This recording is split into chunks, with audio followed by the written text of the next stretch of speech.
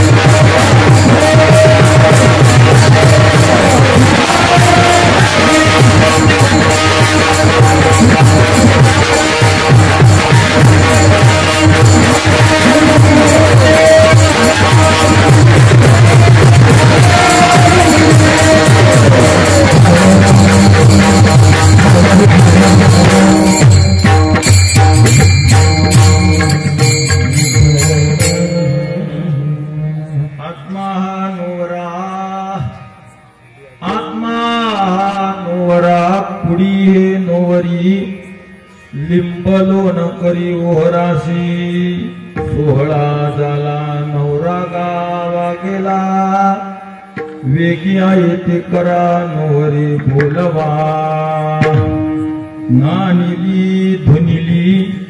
नानिली धुनिली गजस्कंदी मिरविली गोळवीत गेली चौघे जणी 16 झाला नवरा गावा गेला वेगी येते करा नोवरी बोलवा ज्याची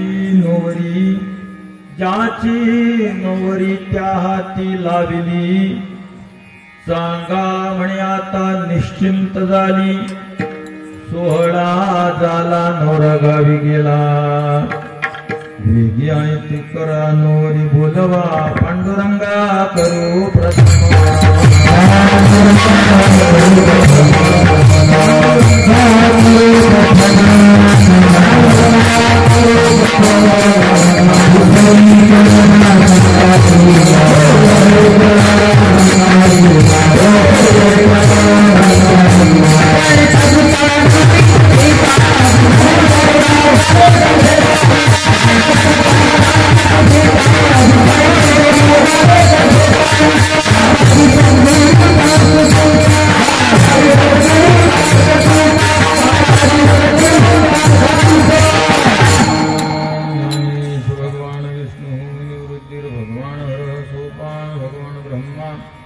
मुक्ताख्या ब्रह्मजित्कला ओम नमो ज्ञानेश्वरा करुणाकरा दयाळा तुमचा अनुग्रह लाधलो पावन झालो चराचरी गुरुर्ब्रह्मा गुरुर्विष्णू गुरुर्देव महेश्वरः गुरु साक्षात परब्रह्म तस्मै श्री गुरवे नमः देवी मी जे बोले ते प्रभू तुमचे शिकविले म्हणून अवधारितो आपुले आपण देवा मस्तक माझा पाया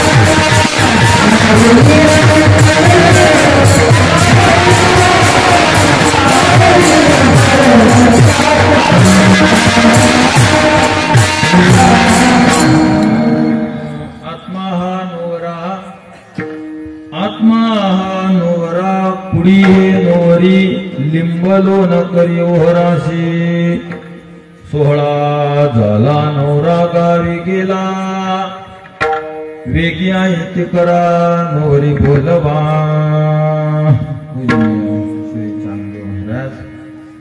प्रस्तुत अभंगाच्या माध्यमातून एका लव्ह मॅरेजचं घटस्फोटापर्यंत वर्णन करता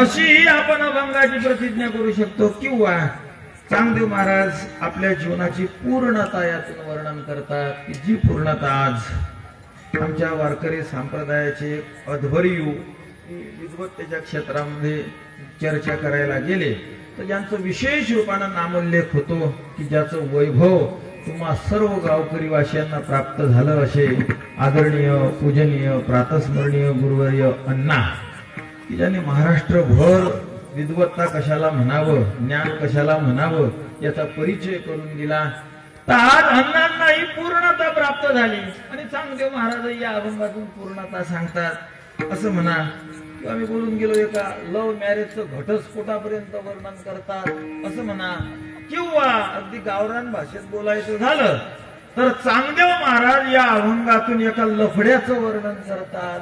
असं म्हणा, महाराज जरा गावरान झालो, जरा शास्त्रीय सांगा. शास्त्रीय भाषेत जर बोलायचं झालं तर आज चांगदेव महाराज एका गांधर्व विवाहाचं काळी मोडापर्यंत वर्णन करतात.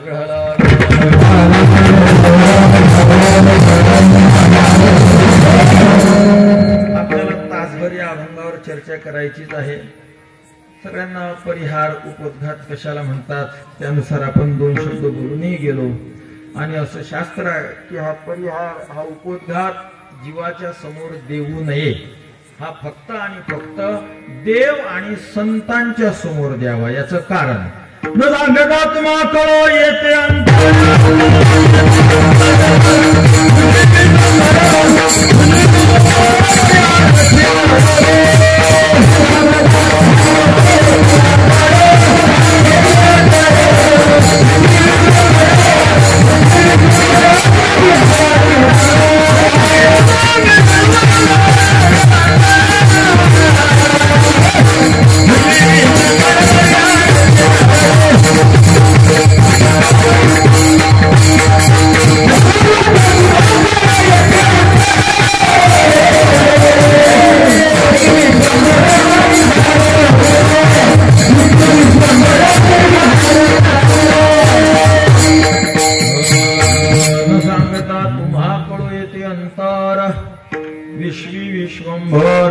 परिहारची न लगे न सांगता तुम्हा. तुम्हा शब्दाचा अर्थ होते देवाला, न सांगता तुम्हा.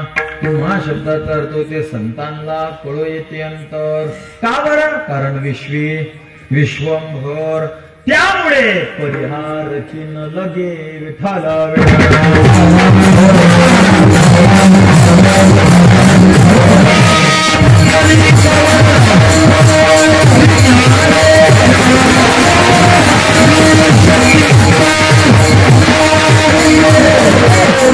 तर देव आणि संत यांना सांगावं लागत नाही.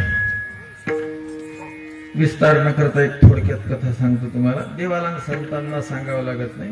एक राजा, दंड राजाच्या कुळातला, ज्याच्यामुळे दंडकारण्य नाव पडलं, तो त्याच्या कुळातला एक राजा, त्यानं बायकोचा त्याग केला होता.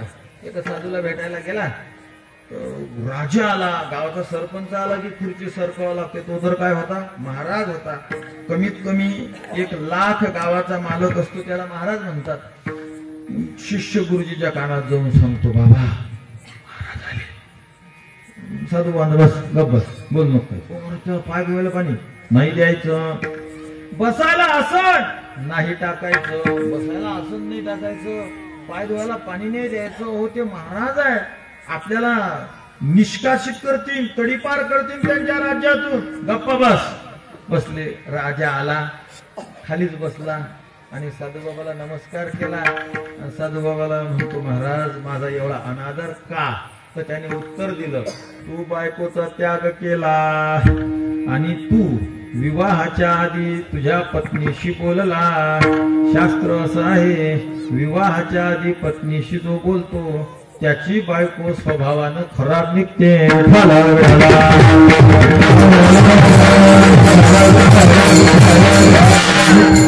शास्त्र आहे.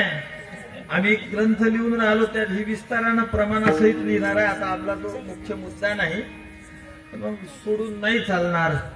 कारण आज आमच्या कीर्तनाचं एक आगळं वेगळं वैभव आहे. या रूपानं नसलं तरी या रूपाने एक वेगळं वैभव आमच्या समोर आज येऊन बसलं. आपल्या वारकरी संप्रदायाची, बहिणाबाईची निष्ठावंतपणे सेवा करणारे एक विद्वद वर्य आणि आपल्या वारकरी संप्रदायातले भजन भीष्म मधुकर बाबा मोगल या ठिकाणी आले. विठाला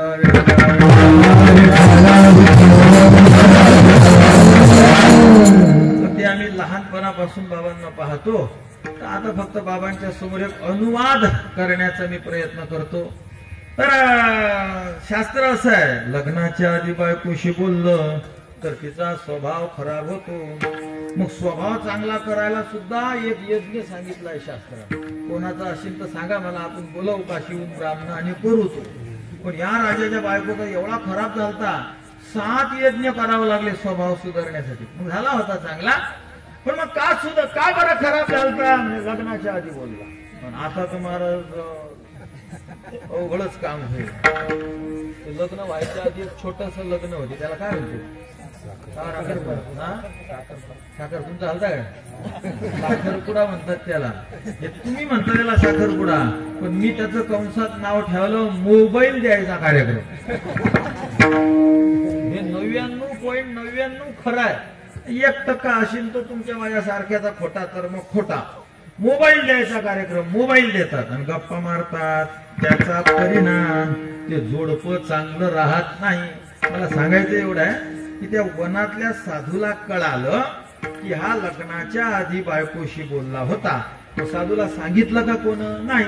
मग तरी कसं कळालं? न सांगता कळो येते अंतर विश्वंभर.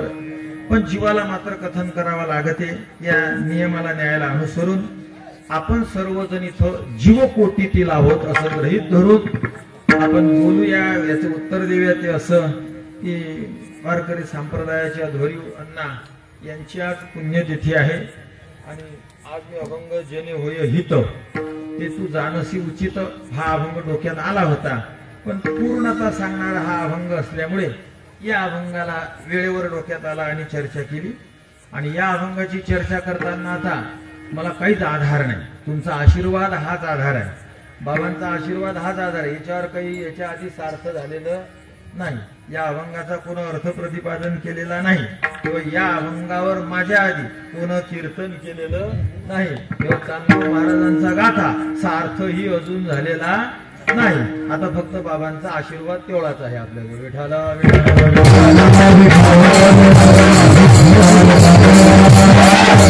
आणि आज आपण ज्यांच्या निमित्ताने या ठिकाणी उभा आहोत त्यांची विद्वत्ता तर प्रश्नच नाही. आणि माझ्या मागे अण्णाही अशा प्रकारचे आहेत. अगदी एका शब्दावर महिना चर्चा करण्याची ज्यांची पावर होती असे व्यक्तिमत्व, त्यांच्या निमित्ताने आपण उभा आहोत.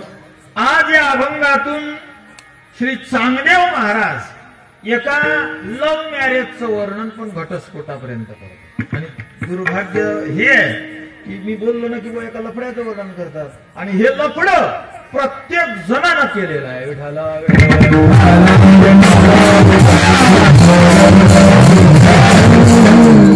काहींनी हे लफड नसते केलेलं. जन्मता पांडुरंगी श्री विठ्ठल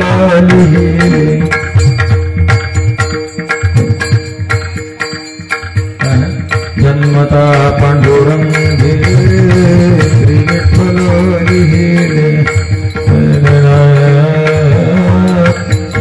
शतकोटी भंगो रचिले जन्मता पांडुरंगी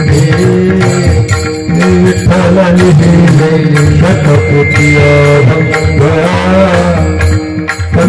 रचिले जय जयाची जीवन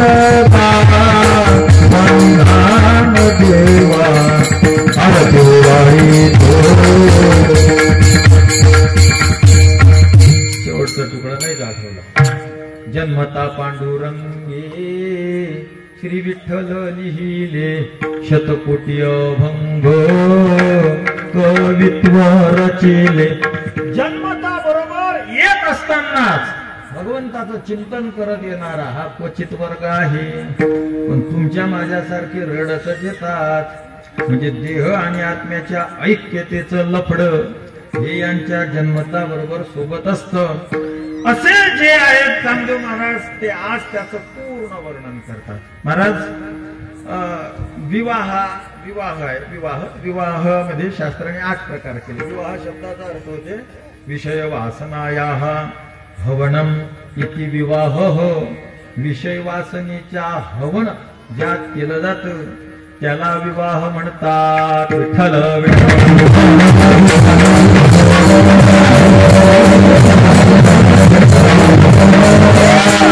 विषय वासनेच्या हवनाला विवाह म्हणतात. आणि हा जो ग्रस्ताश्रम आहे या आश्रमामध्ये शिरण्यासाठी आमच्या शास्त्राने 8 मार्ग दिलेले आहेत. 8 मार्गांनी यात घुसल्या जातं. म्हणजे लग्नाचे 8 प्रकार आहेत.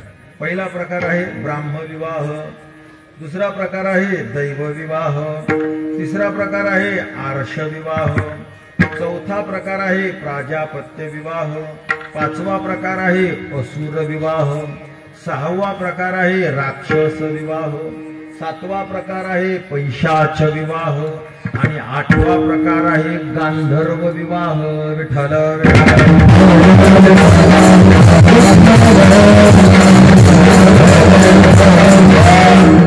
मंडळी जरा ऐकण्याची तयारी ठेवायची, ऐकण्याची हिंमत ठेवायची. कारण कीर्तन हे काही चुटकुल्या चाटकुल्यासाठी नसतं. कारण कीर्तनामध्ये वरून आमचे जगद्गुरु तुकोबाराय म्हणतात ना, जो समर्थ आहे तो परमात्म्याचे गुणगान गातो. समर्थाचे गाती हरीचे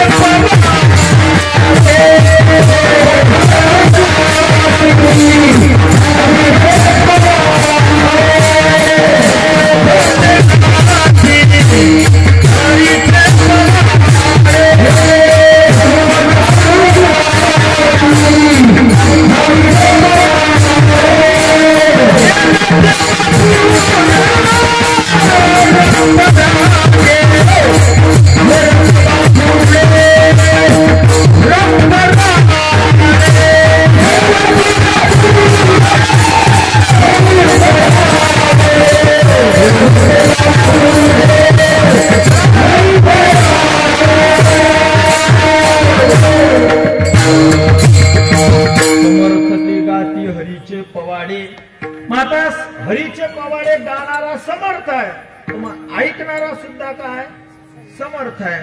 आता समर्थ शब्दाचा अर्थ कळेल तुम्हाला, बलवान. समर्थाचा अर्थ काय अर्थ होते पुरुष. मग समर्थाच्या विरुद्ध काय होईल बरं, तुम्हाला विरुद्धार्थी शब्द करतात ना, देव. त्याचा विरुद्ध अर्थ काय होईल, राक्षस. बाई याचा विरुद्ध अर्थ काय होईल, पुरुष माणूस. अजून काय, काळा याचा विरुद्ध अर्थ काय होईल, पांढरा गोरा. तस समर्थ म्हणजे पुरुष याचा विरुद्ध अर्थ काय होईल, गांडू. बरोबर की नाही. जे देवाचे पवाडे गातात ते समर्थ आहे, जे कीर्तनामध्ये देवाचे पवाडे गात नाहीत ते गांडू आहे. म्हणून कोण्या कीर्तनकाराच्या पुढे लोक लिहितात विनोदाचार्य अवकड महाराज. विनोदाचार्य म्हणजे देवाचे पवाडे न गाणारा. मग ते विनोदाचार्य नाही लिहायच तिथं, गांडू अभप अभकड महाराज.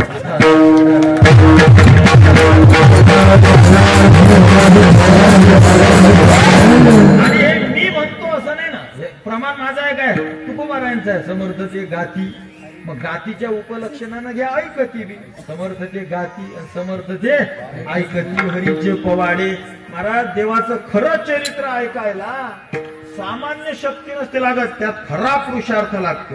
महाराज विनोद ऐकायला सोपं जाते, मग गांडू लोकांना तोच आवडतो असं तुकोबाराय म्हणून राहिले. त्यामुळे तिकडे जीवाची प्रवृत्ती नाही पाहिजे. पण जीवाचा सहजच स्वभाव आहे महाराज, जे प्रतिकूल असते परमार्थाला, हिताशी जे जे निके ते सदाची या इंद्रियात दुखे. ज्ञानोबाराय म्हणतात एरवी योगासारखे सोपे काही, योग सोपा आहे. योगानं परीक्षितीला मोक्ष 7 दिवसात मिळाला, पण योगाचं सामर्थ्य, योगानं मोक्ष धृतराष्ट्राला 6 दिवसात मिळाला. म्हणजे भागवतापेक्षा योग पुढे गेला की नाही.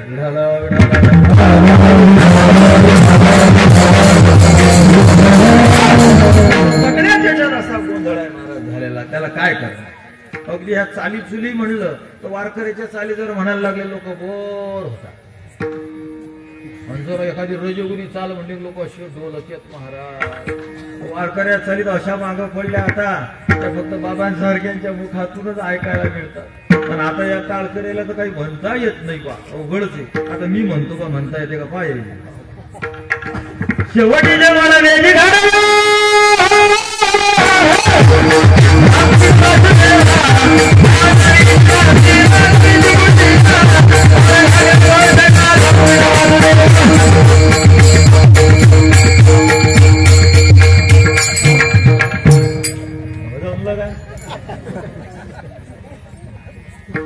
तेच एखादं रजोगुणी म्हटलं की लगेच हात सोड माझा पदर उडाला, रुखवाई काटा काना काढला, रुखवाई काटा काना. आता हे डोलतील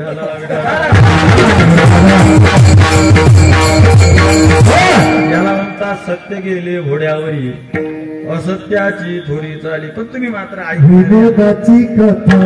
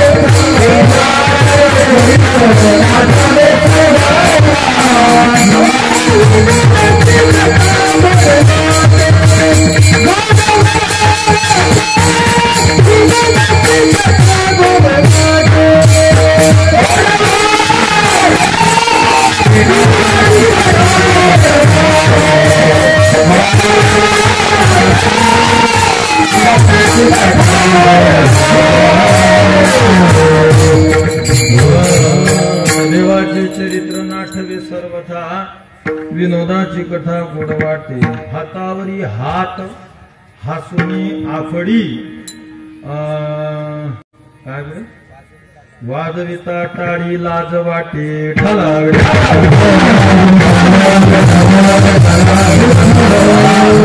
विनोदाची कथा गोड वाटते महाराज, पण नाही आवडायला पाहिजे जीवाला ती. असो लग्नातले प्रकार सांगून राहिलो मी तुम्हाला. हे 8 प्रकार आहे. तर ब्राह्मविवाह मुलाकडे जायचं मुलीवाल्याने, याला ब्राह्मविवाह म्हणतात. आणि मुलीवाल्याकडे मुलावाल्याने यायचं, याला दैवविवाह म्हणतात. आणि 2 गाई मुलीवाल्याला द्यायच्या आणि लग्न लावायचं, याला आर्ष विवाह म्हणतात. आणि कथा यज्ञ यागादिकामध्ये मुलगा आलेला आहे, तो हरिकथा करत आहे आणि तो मुलीच्या आई वडिलाला पटला, आवडला आणि मग त्याच्याकडे जाऊन आई वडिलांनी मागणं टाकलं, याला प्राजापत्य विवाह म्हणतात. आमच्या जगद्गुरु तुकोबारायांच्या मुलींचा प्राजापत्य विवाह झाला होता. त्यापुढे असुर विवाह, रितसर पोरीची किंमत काय आहे हे ठरवायचं, बोली करायची, ठरल्याप्रमाणे किंमत द्यायची आणि नवरीला घ्यायचं, याला असुर विवाह म्हणतात. आणि नवरीच्या पक्षाशी लढाई करायची, युद्ध करायचं, त्यांना मारायचं, हाणायचं. नवरीच्या आणि त्या नवरीवाल्यांच्या मनाच्या विरोधात नवरीला घेऊन यायचं, याला राक्षस विवाह म्हणतात. नवरीलाच पत्ता नाही माझं लग्न लागलं, ती बेशुद्ध पडेल, पिऊन खाऊन पाजून तिला, पण ती बेशुद्ध तिच्याशी लग्न लावलं आणि उठल्यावर तिला कळलं अरे माझं तर लग्न झालं, मी नवरीच्या वेशात आहे, याला पैशाच विवाह म्हणतात. आणि मी या बीबी राजी तो क्या करेगा काजी, याला गांधर्व विवाह म्हणतात.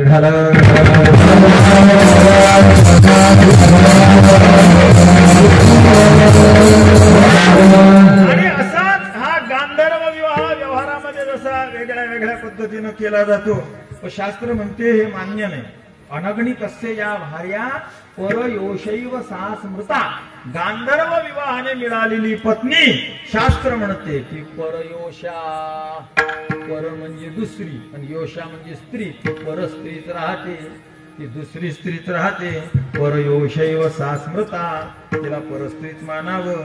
आणि अनग्नि कस्य या भार्या परयोशैव सा स्मृता तज्जनितम यत् पुत्रम कुंडगोलकजम स्मृतम, त्याला कुंडगोलकज मानावं.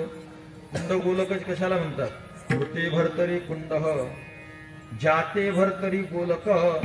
नवरा मेल्यावर दुसऱ्या माणसापासून झाला त्याला कुंड म्हणतात. नवरा जिवंत असताना दुसऱ्या माणसापासून झाला त्याला गोलक म्हणतात. विठ्ठल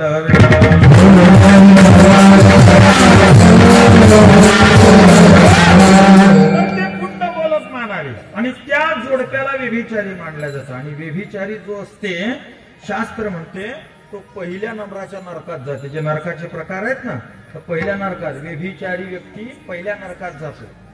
बरं महाराज, मग दुसऱ्या कोण जातो? दुसऱ्या खरहीनम तथाटनम, छेदनं वृक्षजातीनां द्वितीयं नरकं स्मृतम् फलहीनं तथाटनं छेदनं वृक्षजातीनां छेदनं वृक्षजातीनां विनाकारण जो झाड कापतो तो दुसऱ्या नरकात जातो. म्हणजे व्यभिचारी पहिल्या नरकात आणि लगेच विनाकारण झाड कापणारा लगेच दुसऱ्या नरकात, अजून दुसऱ्या नरकात कोण जातो नीट ऐका. फलहीनम तथाटनम विनाकारण फिरणारा हा दुसऱ्या नरकात. समजा जर तुमच्या घरी कोणी आला त्याला जर विचारलं का कसे काय आले, त्यानं जर म्हटलं सहज, समजा हा नरकात जाते.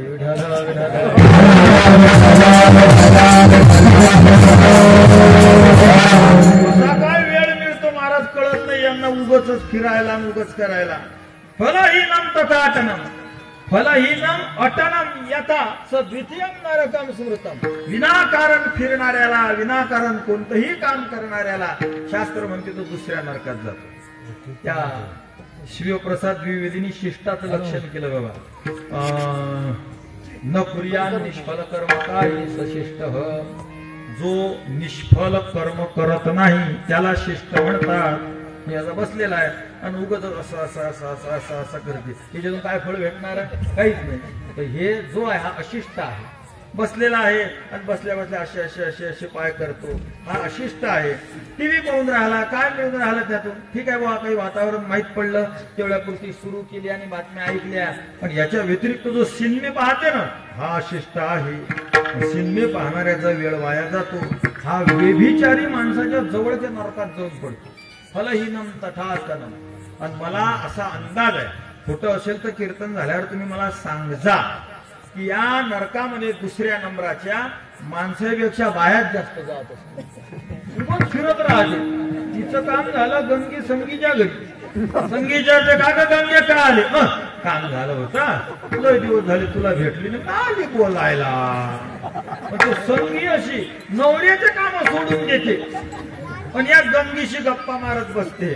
तिथे संगीत गंगी दोन्ही 2 नंबरच्या नरकात जाते. तुमच्या गावात जर अशा बाया आता आल्या दारामध्ये, तुम्हाला वेळ कसा मिळतो महाराज? मस्त देवाचं नाव घ्यायचं, बसायचं, नामचिंतन करायचं.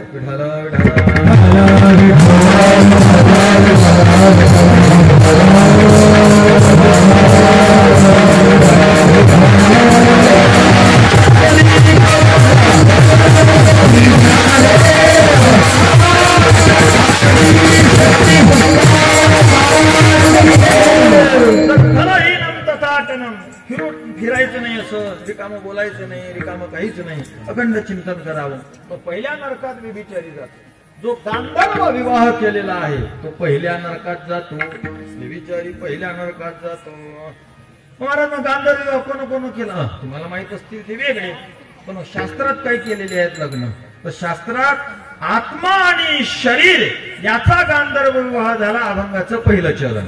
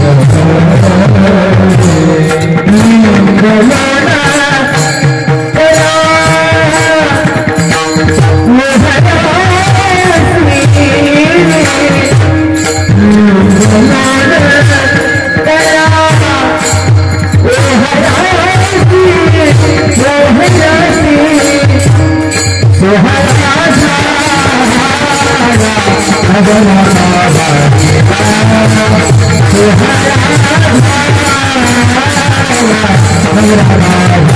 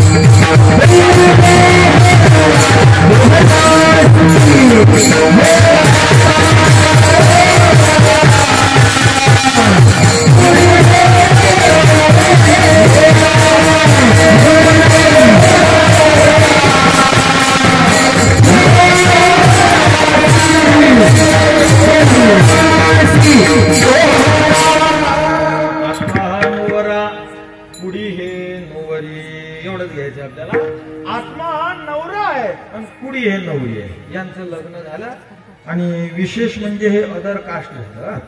तुम्हाला सिद्ध करून देतो. आता जरा बाबाजी असल्यामुळे जरा आमचं असं अंकुशच आहे थोडा.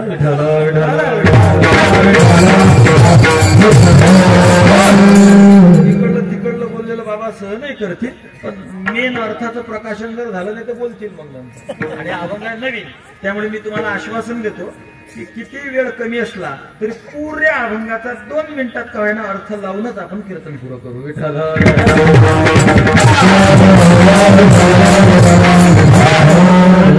नवरा पुढे नवरी हे अदर कास्ट आहे. अदर कास्ट कशाला म्हणतात? दोनच जाती असं थोडी आहे, वेगळ्या वेगळ्या जाती.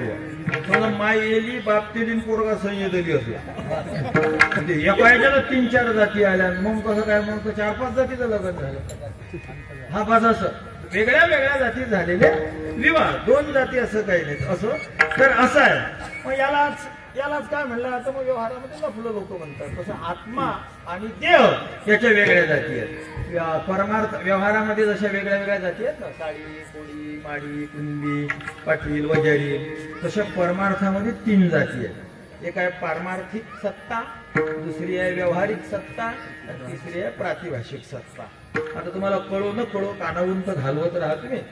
हे जे 2 आहेत ना, व्यावहारिक सत्ता आणि प्रातिभाषिक सत्ता, ह्या कोड जाती आहेत. म्हणजे मग खऱ्या अर्थानं 2च जाती झाल्या, एक पारमार्थिक सत्ता आणि एक प्रातिभाषिक सत्ता.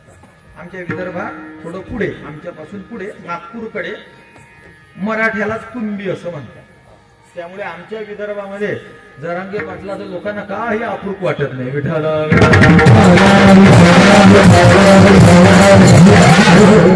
अट्टल देशमुख आमच्या गळला अस्सा जाते ना, अस्स कुणबीचं प्रमाणपत्र घेऊन. आता हा देशमुख आहे असं अस्सा जाते ना, असा तिकडले या गल्लीतून गेला की त्या गल्लीतून त्याला कुणबीचं प्रमाणपत्र मिळून जातं. काही अडचण आमच्याकडे येत नाही. तिकडे कुणबी म्हणजे मराठा, देशमुख, पाटील सगळं एकच. मग तिकडे कुणबी, मग कुणब्यामध्ये प्रकार आहेत बाबा. तिडिले कुणबी, धनुष कुणबी, बावन कुणबी, खैरे कुणबी, अनेक आहेत. 13 मी हे 4 सांगितले तुम्हाला. मग तिडिले, बावन, खैरे. मग आता जरी प्रकार असले तरी उपप्रकार आहेत, पण मुख्य कोण आहे? एक प्रकार कुणबी. तसं प्रातिभाषिक सत्ता आणि व्यावहारिक सत्ता ह्या पोट जाती आहेत, या मुख्य जाती नाही आहेत. त्या लहान मुलाला कळा खाऊ घालण्याकरता जसं एकच घासाची आई 2 घास करते, तसं जे अज्ञानी जीव आहेत त्यांना डायरेक्ट प्रातिभाषिक सत्ता कळणार नाही, म्हणून आमच्या शास्त्रानं त्याच्या 2 केल्या. तुला कळायसाठी एक व्यावहारिक आणि दुसरी प्रातिभाषिक. पण खऱ्या अर्थानं किती आहे? 2. म्हणजे एकच आहे ती प्रातिभाषिक. आणि पहिली कोणती आहे? पारमार्थिक. मग पारमार्थिक सत्तेतला आत्मा, प्रातिभाषिक सत्तेतलं शरीर. झालं की नाही अदर कास्ट? विठालं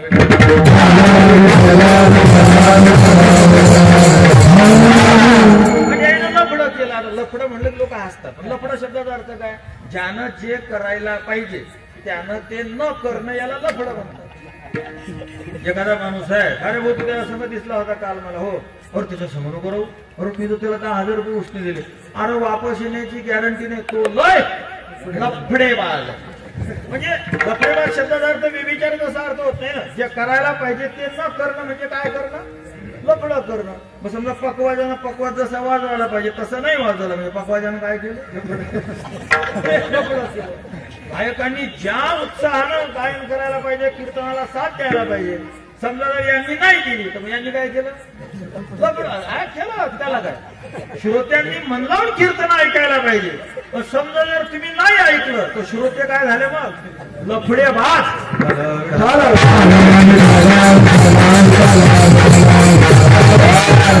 आमचे जगद्गुरु तुकोबराय तर इथपर्यंत जाऊन बोलतात, जर समजा टाळकरी उभे आहेत आणि या टाळकऱ्यांनी एकमेकाच्या खांद्यावर हात टाकला, लफडे बाज टाळकरी.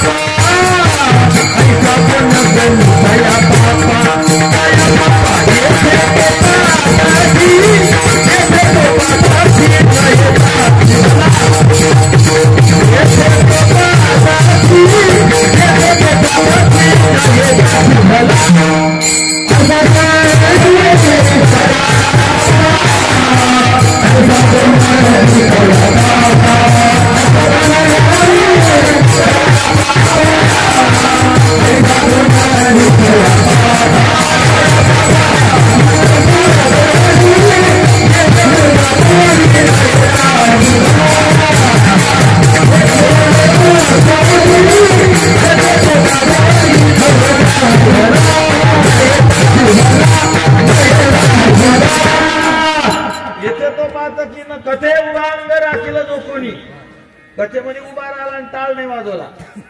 आमच्या रामदास महाराजने लफडं केलं.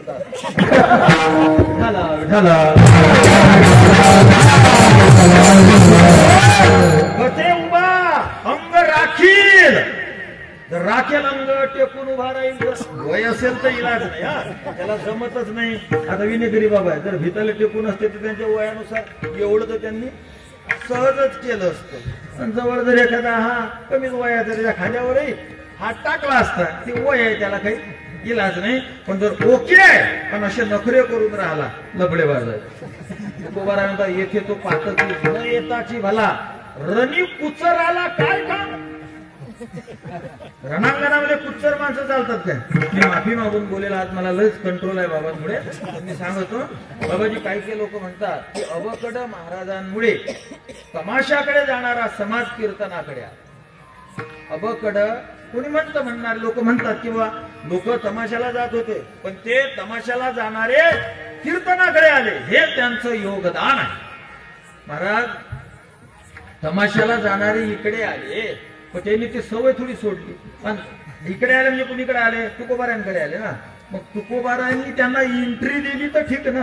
मग तुकोबाराय म्हणता, येथे तो पातकी न येताची भला. इथं तो आला नाही तर चालेल आम्हाला. त्यामुळे तुकोबारायांना त्या मान्य नाही, तो तुम्ही का आणता? विठ्ठल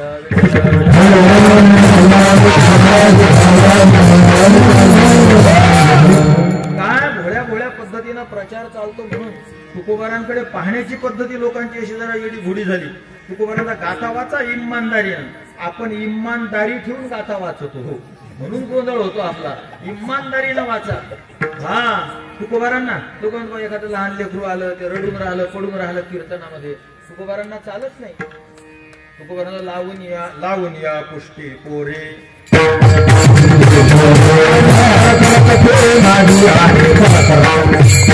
हरी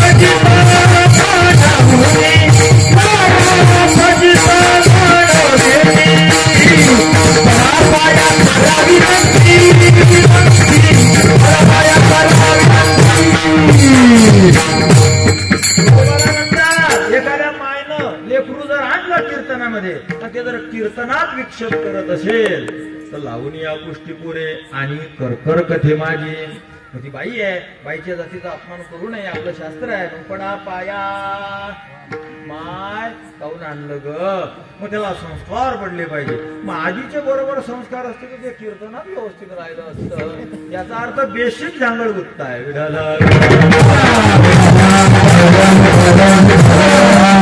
पडा पाया करा विनंती. तरी जर त्या मायनं नाही ऐकलं तर डवडा हाती धरून या. त्या मायचा हात धरा आणि तिला म्हणा मायचा आहे ग आम्हाला तरी ऐकू दे. कुरवाळुनी बैसे मोहे, त्याला मांडीवर घेऊन बसते. कुरवाळुनी बैसे मोहे प्रेम काय नाशी तसे. तुका म्हणे वाटे चित्त करा फजित म्हणून. करावं ते न करणाऱ्याला लफडेबाज म्हणतात. म्हणून कीर्तनात विक्षेप जर लहान लेकराला आणून कोण्या बाबांना आणला तर बाबा लफडेबाज.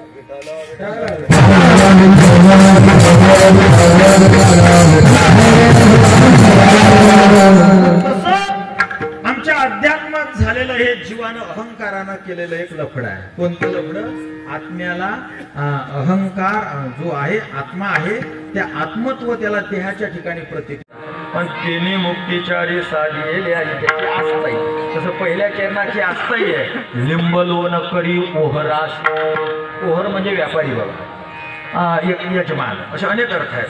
तर मग लिंबलोन करा म्हणजे नजर उतरवा. कोणाची नजर उतरवा? चांगदेव महाराज तर म्हणतात की त्या व्यापाऱ्याची नजर उतरवा. कोणाची नजर उतरवा? जो हे लफडं तोडायच्या नांदी लागला तो म्हणजे साधक. जो साधक आहे त्या साधकाची नजर उतरवायला पाहिजे. म्हणजे जे या कीर्तनात येऊन बसले हे सगळे नजर उतरविण्याच्या लायकीचे आहे.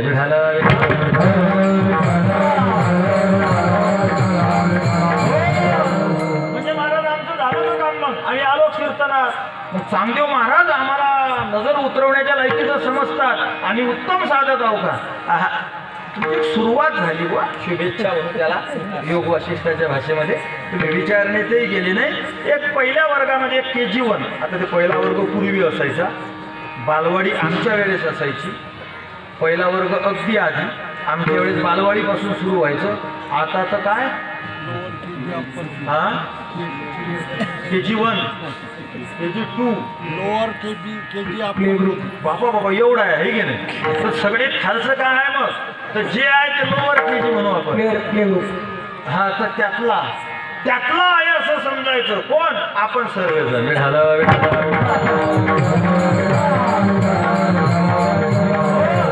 नाही महाराज असं कसं आम्ही लय पुढचे आहे. तुम्हाला आमची अवस्था माहित आहे का? हा मला अवस्था माहित नाही. मी तुम्हाला मीटर देतो माप लावतो ते तुम्हाला लावून पाहत बसतात काय. महाराज असं सहज मिळते काय? साया असं केली या वाचून ती नाही भविष्यावरी काही घालू नये. तुम्हाला पोट भरीन भाऊ तुमचं भीक मागून राज्य मिळत असते का? तुका म्हणे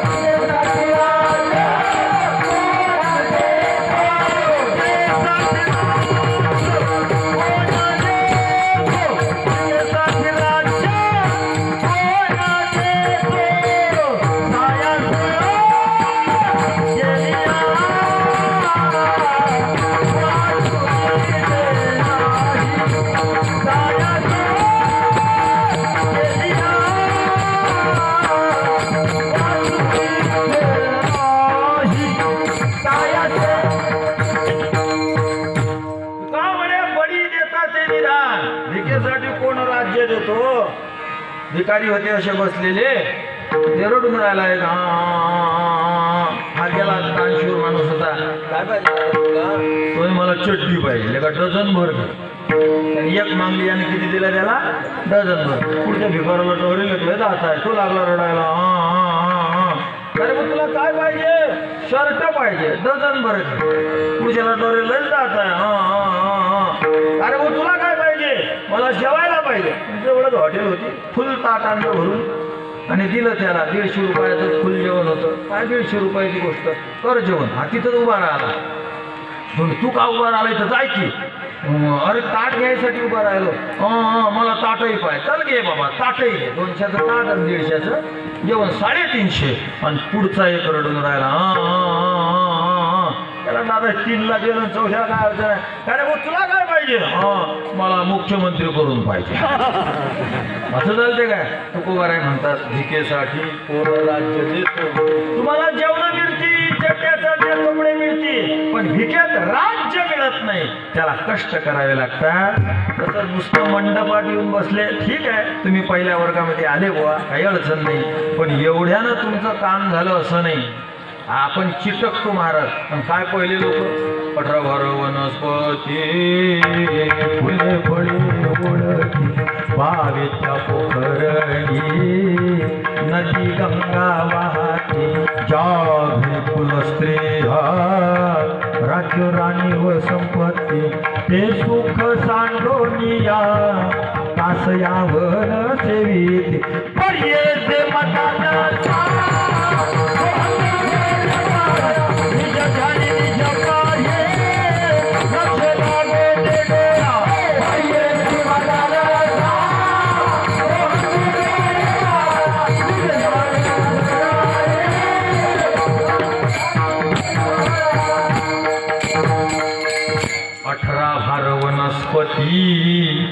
फुले फळे उडते बावेच्या पोखरणी नदी गंगा वाहते ज्या घरी कुलस्त्रिया राज्य राणी व संपत्ती या 3 मध्ये जे सांगितलं ते सुख सांडोनिया कासयावन सेविती कुठं योग सेविती असं आहे पर्यदे मदालसा सोहम जोर्य बाळा निज धानी निज पारे लक्ष लागू दे डोळा 18 भार वनस्पती किती वनस्पत्या होत्या त्याच्या घरी 18 भार वनस्पत्या होत्या आपल्या घरी किती वनस्पती असतात 2च सोयाबीन आणि तूर 2च वनस्पत्या सोयाबीन आमच्या विदर्भात तर 2च वनस्पत्या सोयाबीन आणि तूर सोयाबीन तूर तेवढ्याच करते फुर सोयाबीन आणि तूर आणि उडीद आणि मूग एकर बरोबर असते 1 तास पेरते घरच्या पुरतं मूग घरच्या पुरता उडीद आणि 1 तास तिळाचं घरच्या पुरता तीळ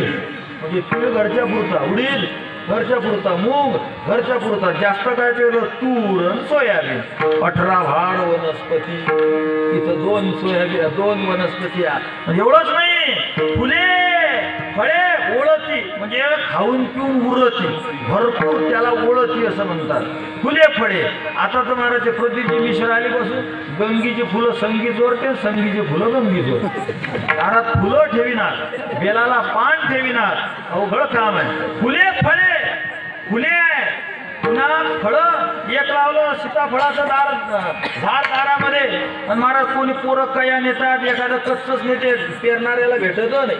पण आमचे ज्ञानोबा म्हणतात फुले फळे ओळखी, फुलंही भरपूर, फळे भरपूर. शेत कुठं? बाई त्या पोखरणी नदी गंगा वाहती. आणि आमचे गटाराच्या कडेनं शेत, वावराच्या एरीचं TDS मोजलं 3500 TDS. तेव्हा पाहिलं हेलगट नाही पोचू शकत त्याले. 3500 TDS ह्याला तरी पोचू शकेल काय? माणूस काय पचवणार आहे? त्यावेळेस 75 TDSचं पाणी. बावी त्या पोखरणी नदी गंगा वाहती. आणि आता गटाराच्या शेजारचे. आणि पूर्वी ज्या घरी कुलस्त्रिया, कुलस्त्री कशाला म्हणतात? माणूस पाहिला की हात पत्राला विठाला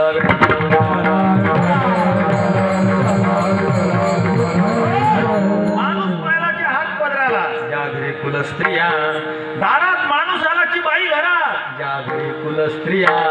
आता तर माणूस आला की बाई खिडकीतून तोंड काढू, कोण आहे अशा. आणि चेकड्याने सुनेसू जगामध्ये आता ते बरमोडा हे ते माया बी घालायला लागल्या. काय म्हणतात की त्याला बायाच्या कपड्याचे लय वेगवेगळे प्रकार आहेत. माणसाचे ठरेल 2-4 फक्त असे. याला कुलस्त्रिया म्हणतात. तर यांचा मोह सुटाना महाराज आम्हाला. मग त्यांनी त्या कुलस्त्रियांचा मोह सोडला आणि वनात गेले, साधना तपश्चर्या केली. तेव्हा ते लिंबलोन करण्याच्या लायकीचे. लिंबलोन करी ओहरासे. ओहर म्हणजे साधक, ओहर म्हणजे अनुष्ठान करणारा, त्याचं लिंबलोन केलं जाते. म्हणून मग लिंबलोन केलं मग काय झालं? साधक यशस्वी झाला. पण यशस्वी झाला म्हणजे त्याचा सोहळा झाला. अभंगाचं दुसरं सोहळा झाला, नवरा गावी गेला. सोहळा झाला, नवरा गावी गेला.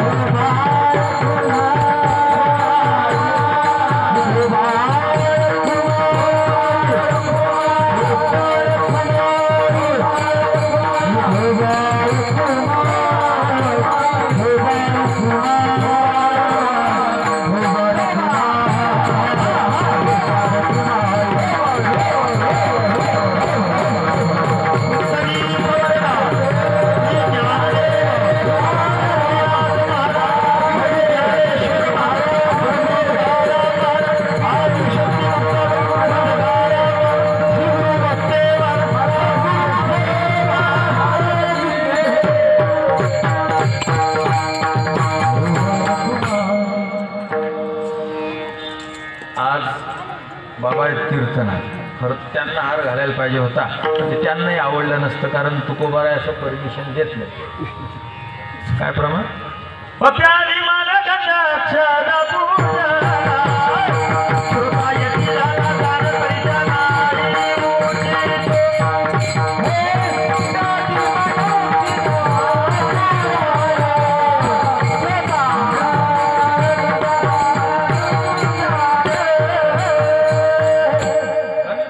श्रोत्या आदिमान गंध अक्षदा पूजन, वक्त्या आदिमान गंध अक्षदा पूजन. श्रोता यती झाला, श्रोता संन्यासी असला तरी सुद्धा त्याला पहिल्यांदा लावू नये. पण बाबा कुठं कुठं असा प्रसंग येते, तो कीर्तनकार तसाच राहते, पुढच्याला हार घालतात. तसं करा, येडेला बदर व्हायला सगळं.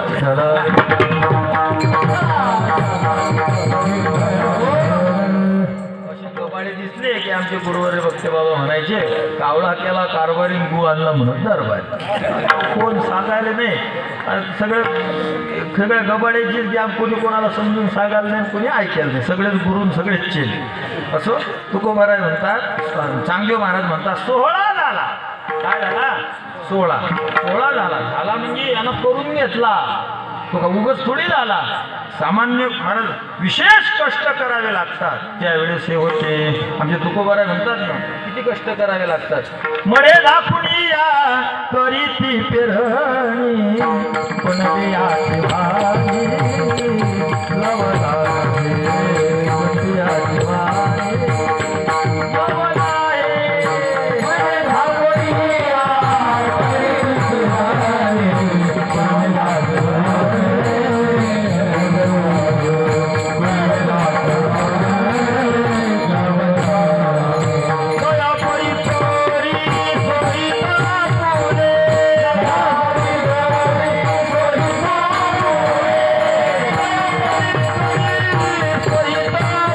बियाची वाणी लवला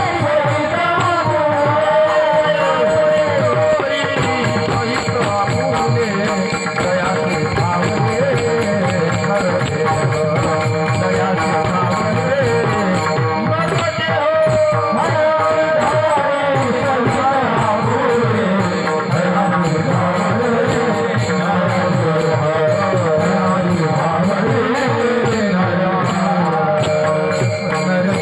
मडे दाखून या करीती पेरणी पण बियाची वाणी.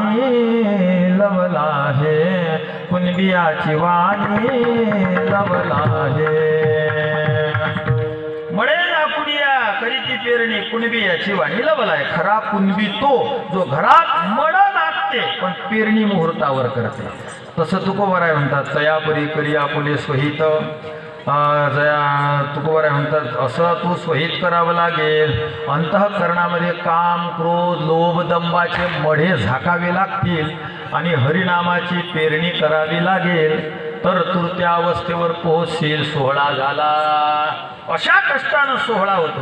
16 झाला म्हणजे काय झाला? वेदांताच्या दृष्टीने जर बोलायचं झालं, 16 झाला म्हणजे काय झाला?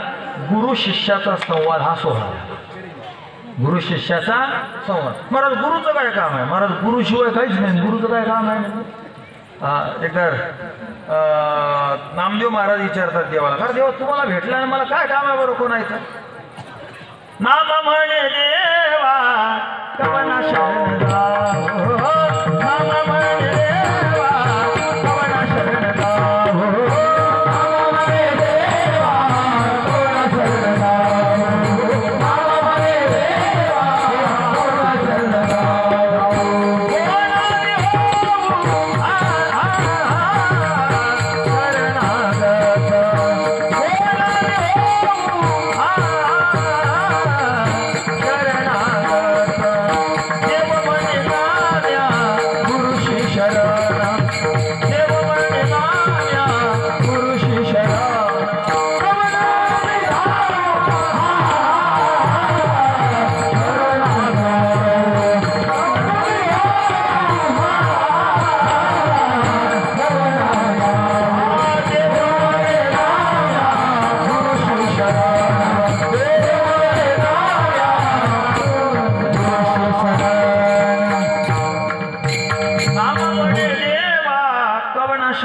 नामदेव महाराज म्हणतात मी कोणा उत्तर दिलं, देव म्हणे नाम्या गुरुशी शरण, गुरुला शरण जा ते तुझं कल्याण करते. गेला शिष्य गुरुला शरण. मग काय होते त्यांची चर्चा, आणि ती चर्चा जर झाली तर तो आहे सोहळा. सोहळा झाला, गुरु शिष्याचा सोहळा झाला म्हणजे चर्चारूपी सोहळा झाला. मग त्या सोहळ्यात काय कळालं, त्या सोहळ्यात कळालं अहम ब्रह्मास्मी, मी देह नाही आहे, मी तर ब्रह्म आहे. मग हा जो मी होता आत्मरूपानं, याला कळालं मी आत्मा नाही, मी परमात्मा आहे. नवरा गावी गेला, हा आत्मा आपल्या स्वरूपात गेला, आत्मा स्वरूपात विलीन झाला. नवरा गावी गेला, आत्मा परमात्म्याकडे गेला.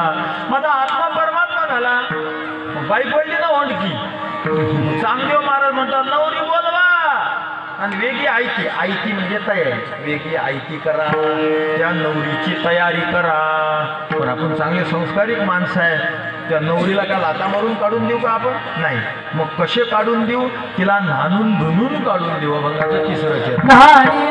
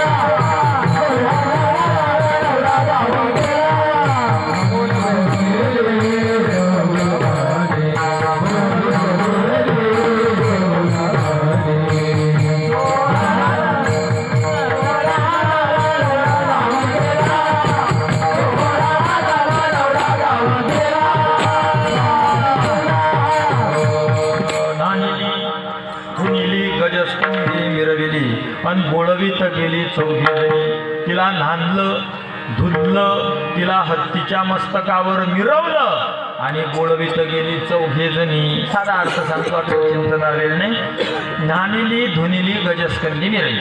बघा, नुसतं ऐकून ठेवा. अंतःकरणामध्ये 3 दोष असतात, मल, विक्षेप आणि आवरण. निष्काम कर्मानं नांदली म्हणून मल गेला, निष्काम उपासनेनं बाबा धुतली मग विक्षेप गेला. नानिली, धुनिली आणि ब्रह्मज्ञानानं आवरण गेलं. मग ज्याचं आवरण गेलं तो ब्रह्मस्वरूप होऊन जातो, म्हणजे तो हत्तीच्या मस्तकावर मिरवल्यासारखाच होतो. गजस्कंदी, मिरविली. पण एवढं करायला कोणालाही सार करायचं, असं जर सार करायचं 4 जण लागतात. कोण 4 आहेत? तर बोळवीत गेली चौघीजणी. ते 4 कोणते? साधन चतुष्टय, विवेक, वैराग्य, समाधी, षटक आणि मुमुक्षुत्व. या 4 जणांनी तिला नेलं. म्हणजे नवरदेव गेला, स्वरूपामध्ये विलीन झाला, त्याला मी ब्रह्मा हे कळालं. आणि नवरीला बोलावलं 4 जणांनी. हे नवरीला नेलं कुठं? सोपं आहे. नवरी घटस्फोट झाला की कुठं जात असते हो कॅमेरामॅन? माहेरी. जिथून आणली, जिथून आणली तिथंच नेली, जिथली आणली तिथंच नेली. अभंगाचं शेवटचं त्या हाती लागली, जाची नवारी त्या हाती लागली, जाची नवारी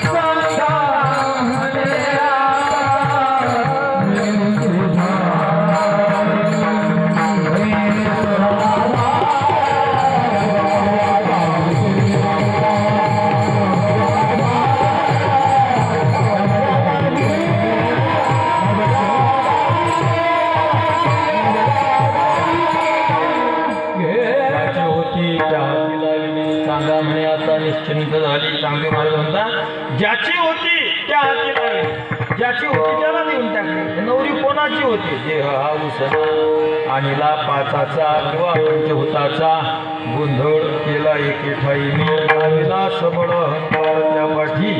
तर पंचभूताकडून हे नवरी आणली होती. आता आत्म्याला साक्षात्कार झाला तो परमात्मा रूप झाला. हे नवरी ज्याची होती त्याला देऊन टाकली. मग आता नवरदेवाला नवरदेवाच्या कामाला लागला, नवरी ज्याची होती त्याला देऊन टाकली. मग आपलं काय? सांगा म्हणे आता निश्चिंत झाली. चांगदेव महाराज म्हणतात मी आता निवांत झाली. तर असाच निवांत होण्याचा दिवस आज पूज्य अण्णांचा सुद्धा आहे. त्यांनी सुद्धा आपली नवरी ज्यांची आणली होती त्यांनाच आजच्या दिवशी देऊन टाकली होती. ज्याची नवरी त्या हाती लावली, ज्याची आणली होती पंचभूताची, त्या पंचभूताला आज अण्णांनी सुद्धा आपली नवरी अर्पण केली. आणि जसे चांगदेव महाराज निश्चिंत झाले होते तसे आमचे अण्णा सुद्धा आज निश्चिंत झाले होते. असं मंडळी थोडक्या वेळामध्ये अभंगावर मला जसा प्रकाश टाकता आला मी तसा टाकण्याचा प्रयत्न केला. आणि मला आनंद वाटतो की पूज्य अण्णांच्या गावात आणि तुमच्यासारख्या सुज्ञ श्रोत्यांच्या दर्शनाचा योग. अण्णांच्याच कुळातले सगळं गाव एकाच कुळाचं आहे. आमचे रामदास महाराज पवार यांनी आम्हाला बोलावलं आणि या भूमीचं दर्शन आम्हाला झालं. मी त्यांना काय ते काय मुख्य गावकऱ्यांच्या शिवाय थोडी एकल्याचा नव्हे खेळ, तुम्हा सर्व गावकऱ्यांच्या वतीने रामदास महाराजांना आम्हाला आमंत्रित केलं. तुम्हा गावकऱ्यांना आणि रामदास महाराजांना धन्यवाद देतो. आम्ही आदरणीय बाबा बसलेले आहेत त्यांच्या चरणावर मस्तक ठेवतो आणि सेवेला पूर्णविराम देतो. ज्ञानेश्वर असतो